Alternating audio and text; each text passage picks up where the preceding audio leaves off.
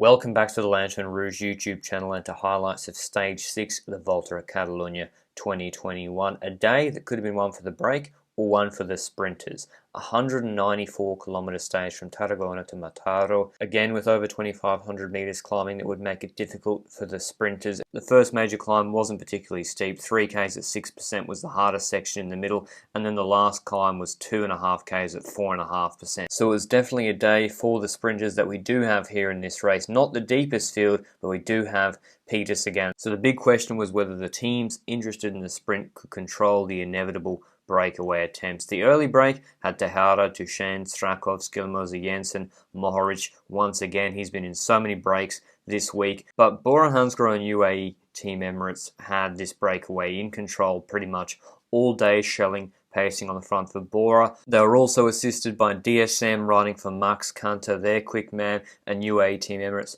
for Sebastian Milano. The break still had a decent lead going into the moto circuit in Barcelona, but it was pretty clear that the sprinters teams wanted to have that break caught before the final climb, which crests about 14 Ks from the finish. UAE pacing here. They knew that they wouldn't get any help from the GC teams or team Ineos because there's nothing really to gain from this stage. Ineos were just hoping for a quieter day than the previous couple of stages. Strakov for Gazprom attacked the break when the gap was at less than 30 seconds to the peloton. The rest of the break just accepted their fate, and he would be caught with about 2.8 Ks to go before that final climb. All the sprinters were still in the group. At this point, Sagan was looking fine, so he just needed to make it over this final short climb. Movistar paced once again with Cataldo on the climb, presumably trying to drop Peter Sagan, but the climb was neither long nor hard enough. The only big move was James Knox attacking over the top. He got brought back very quickly by Bora Hansgrohe. Remy Cavagna tried to counter, marked by Lucas Hamilton on Bike Exchange, who, although he couldn't get across to his wheel, Cavagna, he was presumably trying to mark him for Dion Smith, the quick man for Bike Exchange. And you can see immediately the other teams interested in the sprint go to the front, Bora Hansgrohe and UAE Team Emirates, because that's the problem when you're named Remy Cavagna. He's obviously well known now as a breakaway specialist, and the sprinters teams were not willing to give him any leash. The gap never went up above 7 seconds to him, despite him looking in good condition, or shut him down ASAP. Even Kelderman pacing with Leonard Kamner to bring that back. And so with no further moves, it was going to be a sprint. Ineos pacing with Rowan Dennis on the front on the right-hand side, just keeping Adam Yates safe in case there's any crashes. Sagan with 2 lead-out men in front of him in the last 3Ks. Daryl Impey with just 1 man in the middle of this group. It's actually Quick Step on the left-hand side who have the most riders, Cherney, Cavagna, etc. And I think they were trying to set up a late move through one of these roundabouts that come with 700 and 500 meters to go. But as we come to the last kilometer, Ineos have Rowan Dennis on the front, but he pulls off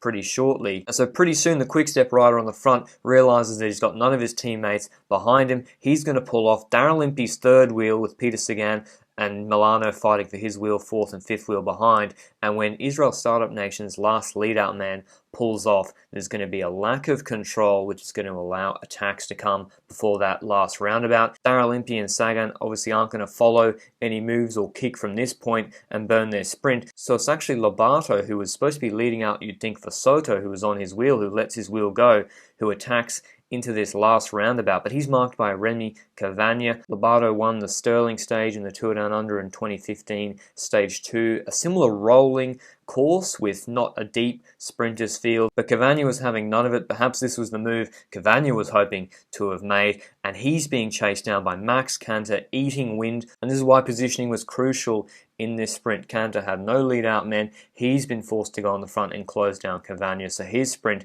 is pretty much going to be toast. He's got Van Rensburg, Impey, Sagan, Soto, then Milano behind him with 250 meters to go, and Daryl Impey is going to kick pretty early with 180 meters to go on a slightly uphill finish. Sagan initially trying to follow his wheel and then just squeezes before Van Rensburg and Max Canter, and once he hit clear air, Peter Sagan, it was clear that he was the best sprinter in this group. And he's been doing this for over a decade, Sagan. He doesn't rely on a lead-out man. You see Jordi Meus on the right-hand side. He blew up with about 300 meters to go. Sagan didn't try and follow him. Sagan just wanted to be in the top 5 wheels going into the last 300 meters, and he'd allow his legs and positioning to do the rest. Whereas Milano, he picks the wrong wheel. Sagan was on Impey, a good wheel to follow. Milano is on Soto's wheel, the orange Euskaltel rider, 6th wheel, and he's going to lose Sagan's wheel with 180 meters to go. when Sagan kicks to follow Daryl Impey. That means Milano has to come around him, and I think Milano was the only man at this race who might have been quick enough